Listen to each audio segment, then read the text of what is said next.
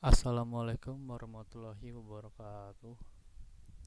Yang terhormat kepada Ibu Sriwijayanti MSI selaku dosen pengampu mata kuliah Kimia Bahan Pangan. Perkenalkan, saya Muhammad Faisal Alfian dengan nomor induk mahasiswa 2021 001076. Di sini saya akan mempresentasikan materi tentang pemutih dan pematang tepung.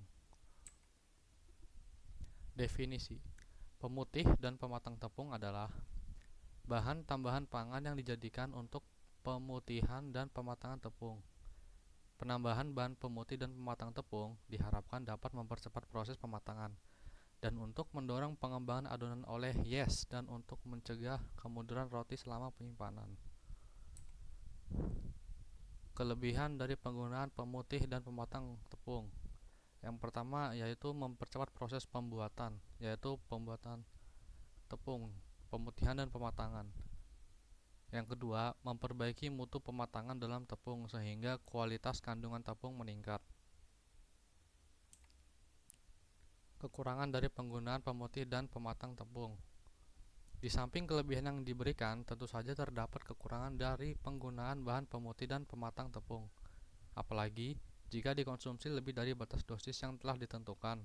Tentu saja akan menimbulkan beberapa penyakit sebagai berikut. Yang pertama, dapat menimbulkan diare. Kedua, menyebabkan penyakit hiperkalsemia. Yang ketiga, timbulnya penyakit seborrhea.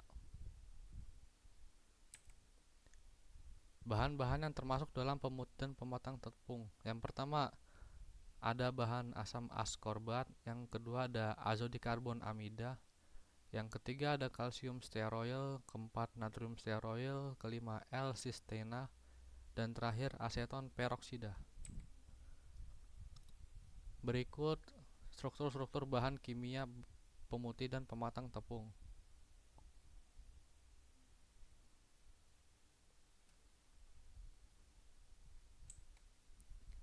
Dosis penggunaan bahan pemutih dan pematang tepung: untuk dosis asam askorbat sebanyak 200 mg per kilogram. Untuk natrium stearoyl 3,5 sampai 4 mg per kilogram. Yang kalsium stearoyl yaitu 200 sampai 300 mg per kilo. Lalu yang terakhir L-cistine 500 sampai 700 mg per kilo. Untuk studi kasus pemutih dan pematang tepung, setelah saya mencari-cari, untuk kasus di Indonesia ini belum saya temukan selama saya searching, namun ada beberapa di luar. Terdapat studi mengenai pelarangan penggunaan pemutih dan pematang pada pembuatan tepung untuk khususnya di Eropa dan di Tiongkok gitu. Lalu di video kasus tertentu ternyata saya menemukan ada penyalahgunaan dari bahan pemutih dan pematang tepung digunakan untuk pemutih kulit. Cara mengidentifikasi zat pemutih dan pematang tepung dalam bahan pangan, yaitu dengan membaca dan memeriksa komposisi dalam label. Memeriksa komposisi dalam label kemasan, komposisi harus mencantumkan nama bahan yang digunakan, jumlah penggunaan, dan tujuan penggunaan. Lalu yang kedua, menggunakan alat deteksi. Menggunakan alat deteksi seperti GC atau gas kromatografi dan spektrofotometer dapat mengidentifikasi bahan apa saja yang digunakan lebih detail dan skala jumlah yang terkandung.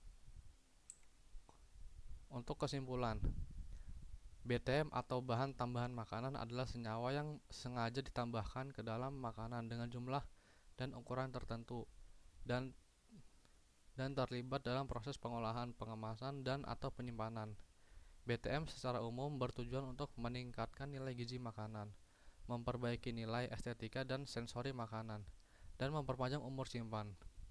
Lalu kesimpulan kedua, menurut Peraturan Menteri Kesehatan Republik Indonesia Nomor 722 Menkes per 9 per 1988 tentang BTM atau bahan tambahan pangan, Pemutih dan pematang tepung adalah bahan tambahan makanan yang dapat mempercepat proses pemutihan atau pematang tepung sehingga dapat memperbaiki mutu pematangan.